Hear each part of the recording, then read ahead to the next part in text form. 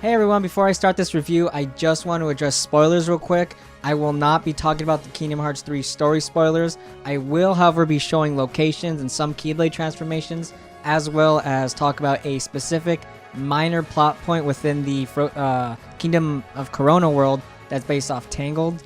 It's very, very minor, doesn't at all tie into the larger Kingdom Hearts plot. It's really more of a spoiler for the movie Tangled, so if that bothers you, maybe you should click out. But yeah, with that, let's just get started. Back in 2006, I was 11 years old and just rolled the credits on Kingdom Hearts 2. This was the moment that Kingdom Hearts became a staple in my life and became a franchise I was immensely passionate about. Sure, I had played and beaten the first two games that came before it, but the situation, story, and action-packed gameplay of Kingdom Hearts 2 had me yearning for more. So much so that immediately after the secret ending played and showed what would later become Birth by Sleep, I, a young kid who had yet to understand the intricacies of the gaming industry, went to Google to search up anything I could find on Kingdom Hearts 3. But even with all the knowledge in the world of how exactly a game gets made, nothing could prepare me for the 13-year wait that I would have to deal with. But now I'm 24, I've played every quote-unquote spin-off, and now I can say that I finally played and finished Kingdom Hearts 3. But was the wait worth it? After 27 hours put into beating the game and another 23 hours put into getting the Platinum Trophy, I now know that the answer to that question is, it's complicated. Kingdom Hearts 3 is a fantastic game that's brought down by some downright bad and confusing design choices. But as always with my reviews, I want to start out with the great things this game does. And believe me, this game does so much more right than it does wrong. This game is absolutely gorgeous. Most locations you visit are breathtaking areas filled with great detail that would sometimes rival that of each world's source material. And even when you're in an area such as Arendelle from Frozen that isn't as detailed, the character models blend in perfectly and breathe life into each cutscene in a way that we've never seen in a Kingdom Hearts game before. The only real negative I can say about the visuals is this unappealing white line that scales up all walls that Sora is able to run up. I understand that the game needed to convey which walls Sora can and cannot run up, but I wish the developers opted for something a little subtler that wouldn't dampen these beautiful worlds they have created. Speaking of which, the added ability to wall run adds way more verticality than we have ever seen in this franchise. This means that each environment has more explorable options for the player to tackle and quite frankly, leads to some of the best designed environments. Take the massive city of San Francisco for example. This world takes place in a big city that allows Sora to run up buildings and explore the world in a way that feels a lot like a smaller version of Spider-Man. The world design adds so much more to the gameplay than just wall running. Each world has its own little gimmick that keeps the game feeling fresh all the way through. This goes from something like piloting a mech, which gives you a first-person shooter type of perspective in battles, to sailing your own pirate ship as you engage in sea battles and explore different islands, in what can only be described as a mini Assassin's Creed 4 Black Flag. As a side note, the Caribbean has quickly become my favorite world in the entire franchise. The faithfulness of the world design compared to the Disney movies that they've inspired on lends much to the representation of the story. But even then, the storytelling within the various Disney worlds is hit or miss. For example, Monstropolis feels genuine to what Monsters Inc. was and builds on the story from the movie in a way that smartly integrates it with the larger Kingdom Hearts plot. This makes it feel like a small story that could happen shortly after the original movie, whereas the Kingdom of Corona world just tells an abridged version of what happened in the Tangled movie. Furthermore, these storylines that are retellings of the movie still require the player to watch the movie beforehand in order to understand the story. A small example of this involves the tiara that Rapunzel hides from Flynn. Mother Gothel finds it in the tower in one scene, but the next time we see the tiara, Rapunzel has it on a boat.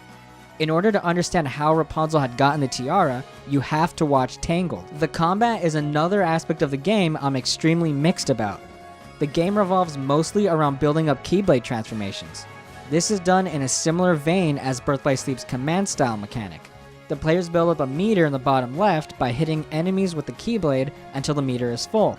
However, one difference is that when the meter is full, players have agency on whether or not they want to use it. This leads to some of the flashiest combat I've ever seen in a game, and I had an absolute blast sorting out which 3 Keyblades I wanted to use, transforming them, and wrecking enemies into oblivion. However, throughout all the joy being had, I couldn't shake the feeling of wishing it was just different. Each Keyblade transformation is ridiculously overpowered. Most attacks send Sora all over the battlefield while wiping out every enemy in his path in what is best described as mindless button mashing. Even outside of transformations, Sora's base Keyblade combo is still overly effective at wiping out enemies, even on the game's hardest difficulty. The variety of magic spells also leaves much to be desired. Each spell acts in mostly the same way. You shoot a projectile, you shoot a projectile, and you shoot a projectile. Sure, each spell has its slight differences.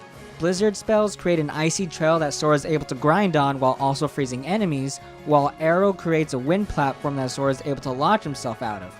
But that doesn't even compare to the variety that we've seen in past games. For example, in Kingdom Hearts 2, Sora had range spells, spells that surrounded Sora to help with crowd control, and spells that reflected enemy attacks, to name a few. Playing with magic has always been a highlight of the Kingdom Hearts combat, and it's such a shame that it was such a letdown this time around. This is even further worsened by another mechanic known as Attraction Flow. Attraction Flow is activated by attacking certain enemies that have a green circle around them. Once you hit them, Sora is able to summon a giant Disneyland-style theme park ride in order to attack enemies with. Most of them are extremely boring to use, while I found that Splash Run was the only one that was fun. In fact, it didn't take long before I decided to ignore the Attraction Flow attacks altogether because they are even more overpowered than Keyblade transformations, especially since the game hands them out way too often. The insane amount of overpowered moves at Sora's disposal leads me into my biggest disappointment of Kingdom Hearts 3. The game is way too easy. I'm generally really good at tempering my expectations, but with the harder difficulties of almost every game that came before it, I at least expected Kingdom Hearts 3 to offer me some sort of challenge. But instead, this is the easiest entry in the franchise. I played the entirety of the game on Proud Mode, which is the hardest difficulty, and I felt like I was playing on beginner. Kingdom Hearts veterans may expect any optional fights to help give that more challenging experience that we're used to. But without spoiling anything specific, there is nothing in this game that can rightly fill that void. Literally everything in this game is too easy. One can only hope that Square Enix adds a harder difficulty in the future. Now for this next point, it's worth noting that I'm not someone who is sensitive to changes in frame rate. That being said, I played this game on a PS4 Pro and there were very noticeable dips in frame rate both inside and outside of combat. The PS4 Pro offers two types of graphics options, default and stable. I'm telling you right now, do not turn on stable. That terminology is misleading because that mode has the most frame skipping I've ever encountered in a video game. Why they would include this mode in the game is beyond me. However, as a quick pro tip on PS4 Pros only, you can increase the frame rate performance by going into the settings, setting the video output to 1080p, and then making sure that super sampling is disabled. The game still doesn't run perfect like this, but it is much better. Being a longtime fan of the series, one thing that really appealed to me is the overarching story. But I really want to save that for last, so before we get to that, I really want to talk about the Gummy Ship. The Gummy Ship has been completely rebuilt from the ground up and is a mostly different beast compared to what we've had in the past.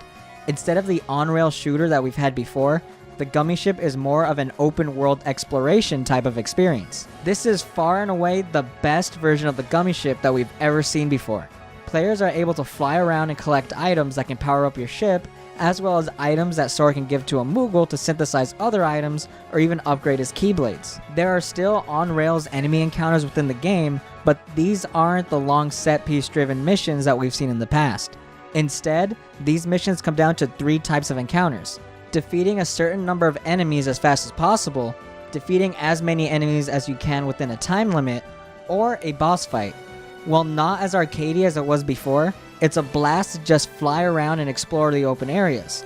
But the best part about the new layout is that if you decide that you don't like the Gummy Ship, you can just forget about it entirely and fly straight to the next world. You can spend as much or as little time with the Gummy Ship as you want. With that out of the way, I'm ready to talk about the overarching story. Like Kingdom Hearts 1 and 2, the pacing of the story is slow. However, the only difference is that this time, a little bit of the story moves forward at the end of each world. Although these little story segments never really feel like it's moving quick enough. But this all culminates into a grand finale that I can only describe as one word: perfect. For the longtime Kingdom Hearts fan that has been following the series since its inception and kept up with every title since, they would get the most out of the story. Sure, there are parts that may confuse, but it all leads into a huge emotional payoff for longtime fans, while also creating a wonderment of what's to come next for the franchise. However, the story will only pay off for people who have been following the entire series. Newcomers will have no emotional attachment to any resolving plot point, and because of this, I find it very difficult to recommend the game to anyone who hasn't played every game before Kingdom Hearts 3. So was this game worth a 13-year wait? Like I said, it's complicated. The lack of difficulty and overpowered combat isn't exactly what I had hoped for, while the worlds are gorgeous and the story ends off on an emotional high note. If you're someone who loves the Kingdom Hearts story, then the answer is an unequivocal yes, because the wait only adds to that emotional payoff. If you're someone who doesn't care about the story, then the answer is a definite no, but it's still very fun to explore these worlds alongside familiar Disney characters. And with all that in mind, I just want to say that I absolutely loved Kingdom Hearts 3, but I do think this is a game built for the hardcore fans. I have a hard time picturing any newcomers to get a good time enjoying this game, especially since I believe that Kingdom Hearts 2 is a much better game. But even with that, I still think this game is a whole lot of fun, and I give this game a 7.5 out of 10. Go ahead and pick it up if you're a fan. Go for it. And also, thanks for watching. Don't forget to click like, subscribe, comment, all that jazz. If you do want to just fast track your way into the Kingdom Hearts 3 story, we do have a Kingdom Hearts Retold series of videos, which, as the name implies, retells the story.